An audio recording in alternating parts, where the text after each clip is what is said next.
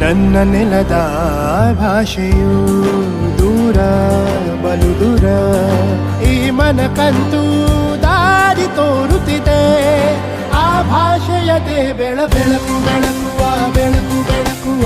ದೂರ ಎಷ್ಟೇ ಹೋಗಿ ಈ ಭಾಷೆಯಿಂದ ದೂರವಾಗಲಾರಿರಿ.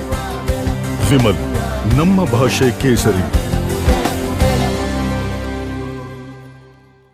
ಪ್ರಜ್ವಲ್ ರೇವಣ್ಣ ಅವರದ್ದು ಎನ್ನಲಾದ ಆ ವಿಡಿಯೋ ವಿಚಾರಕ್ಕೆ ಸಂಬಂಧಪಟ್ಟಂತೆ SIT ರಚನೆಗೆ ಸರ್ಕಾರ ಸಿದ್ಧತೆಯನ್ನ ಮಾಡಿಕೊಳ್ತಾ ಇದೆ.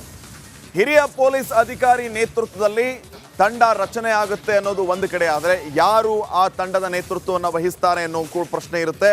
ADGP BK ಸಿಂಗ್ ಅವರನ್ನ ಸರ್ಕಾರ ಆಯ್ಕೆ ಮಾಡಿದೆಯಾ? ಹಾಗಿದ್ರೆ IPS ಗ್ರೇಡ್ನ ADGP ಅಧಿಕಾರಿ BK ಸಿಂಗ್ ಈ ತನಿಖಾ ತಂಡದ ನೇತೃತ್ವವನ್ನು ವಹಿಸ್ತಾರ? ಹಾಗಿದ್ರೆ ಸದ್ಯ CIDಯಲ್ಲಿ BK ಸಿಂಗ್ ADGP ಆಗಿ ಕರ್ತವ್ಯ ನಿರ್ವಹಿಸ್ತಾ ಇದ್ದಾರೆ. ಇವ್ರಿಗೇನೆ SIT ತನಿಖೆಯ ಜವಾಬ್ದಾರಿಯನ್ನು ವಹಿಸ್ತಾರ ಸರ್ಕಾರ? ಗೌರಿ ಲಂಕೇಶ್ ಕೊಲೆ ಕೇಸ್ ತನಿಖೆಯನ್ನು ಇದೇ BK ಸಿಂಗ್ ಅವರು ಮಾಡಿದ್ರು. ಈಗ ಈ ವಿಚಾರಕ್ಕೆ ಸಂಬಂಧಪಟ್ಟಂಗೆಯೂ ಕೂಡ ಇವರ ಹೆಗಲಿಗೆ ಜವಾಬ್ದಾರಿ ಬೀಳುತ್ತೆ ಅನ್ನೋಂಥ ಮಾಹಿತಿ ಲಭ್ಯ ಆಗ್ತಾ ಇದೆ. ಈಗಾಗಲೇ ಸರ್ಕಾರ ಇವರನ್ನು ಆಯ್ಕೆ ಮಾಡಿದೆ ಅಂತ ಮಾಹಿತಿಯೂ ಕೂಡ ಲಭ್ಯ ಆಗ್ತಾ ಇದೆ. ಅಧಿಕೃತವಾಗಿ ಇನ್ನಷ್ಟೇ ಗೊತ್ತಾಗಬೇಕಾಗಿದೆ. ಸ್ವತಃ ಹೋಮ್ ಮಿನಿಸ್ಟರ್ ಕೂಡ ಈ ಬಗ್ಗೆ ಹೇಳಿರೋದು, ಕೆಲವೇ ಕ್ಷಣಗಳಲ್ಲಿ ಅಧಿಕೃತವಾಗಿ SITಯನ್ನು ರಚನೆ ಮಾಡ್ತೀವಿ ಅಂತ. ಎಲ್ಲ ವಿಚಾರಗಳಿಗೆ ಸಂಬಂಧಪಟ್ಟಂತೆ ಮತ್ತಷ್ಟು ಮಾಹಿತಿಯನ್ನು ನೀಡ್ತಾರೆ ಪ್ರತಿನಿಧಿ ಅಜಯ್. ಈಗ ನೇರ ಸಂಪರ್ಕದಲ್ಲಿ ಜಾಯ್ನ್ ಆಗ್ತಾ ಇದ್ದಾರೆ ಅಜಯ್. ಹೋಮ್ ಮಿನಿಸ್ಟರ್ ಕೂಡ ಹೇಳಿದ್ದಾರೆ ಕೆಲವೇ ಕ್ಷಣಗಳಲ್ಲಿ SIT ರಚನೆ ಮಾಡ್ತೀವಿ ಅಂತ. BK ಸಿಂಗ್ ಅವರ ಹೆಸರು ಕೇಳಿ ಬರ್ತಾ ಇದೆ. ಏನು ಅಪ್ಡೇಟ್ಸ್ ಕೊಡ್ತೀರಿ ಬಗ್ಗೆ?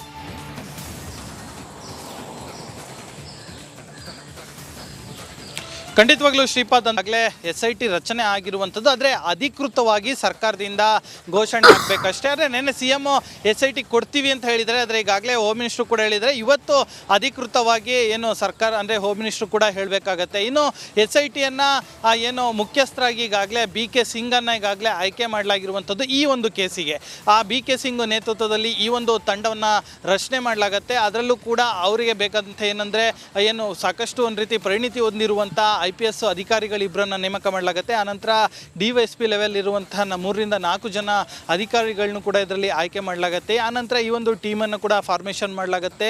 ಆನಂತರ ಈಗ ಯಾವ ರೀತಿಯಾದಂಥ ಏನು ವಿಡಿಯೋಸ್ಗಳೇನಿದೆ ಮತ್ತು ಫೋಟೋಸ್ಗಳೇನಿದೆ, ಇವ್ರಿಗೆ ಬೇಕಾದಂಥ ಏನು ಟೆಕ್ನಿಕಲ್ ಎವಿಡೆನ್ಸ್ ಏನಿದೆ ಅವೆಲ್ಲವನ್ನೂ ಕೂಡ SIT ಮೊದಲಿಗೆ ಕಲೆಕ್ಟ್ ಮಾಡುತ್ತೆ. ಆನಂತರ ಸಂತ್ರಸ್ತರು ಯಾರ್ಯಾರು ಇರ್ತಾರೆ ಅವರು ಕೂಡ ಬಂದು ದೂರನ್ನು ಕೊಡ್ಬೋದಾಗತ್ತೆ. ಅಂದರೆ ಅವರ ಒಂದು ವಿಚಾರಗಳನ್ನು ಕೂಡ ಗೌಪ್ಯವಾಗಿ ಇಡಲಾಗುತ್ತೆ. ಸೊ ಹೀಗಾಗಿ ಆನಂತರವೂ ಕೂಡ ಏನು ಈ ಒಂದು SITಯಲ್ಲಿ ಇರುವಂಥ ಏನು ಅಧಿಕಾರಿಗಳಿರ್ತಾರೆ ಅವರು ಈ ಒಂದು ಕೇಸನ್ನು ಟೇಕ್ ಓವರ್ ಮಾಡ್ತಾರೆ. ಆನಂತರ FIR ಮಾಡುವಂಥ ಎಲ್ಲ ಸಾಧ್ಯತೆಗಳು ಇರುತ್ತೆ. FIR ಮಾಡಿದ ನಂತರದಲ್ಲಿ ಕೂಡ ಏನು ಪ್ರಜ್ವಲ್ ರೇವಣ್ಣ ಅವರಿದ್ದಾರೆ ಅವರಿಗೂ ಕೂಡ ನೋಟಿಸ್ ಕೊಡುವಂಥ ಎಲ್ಲ ಸಾಧ್ಯತೆಗಳು ಕೂಡ ಇರುತ್ತೆ. ಅವರನ್ನು ಕೂಡ ಕರೆಸಿ ಅವರ ಒಂದು ಸ್ಟೇಟ್ಮೆಂಟನ್ನು ತಗೊಳ್ಳುವಂಥ ಎಲ್ಲ ಸಾಧ್ಯತೆಗಳು ಕೂಡ ಹೆಚ್ಚು. Okay, fine Ajay, thank you ಮಾಹಿತಿಗಾಗಿ.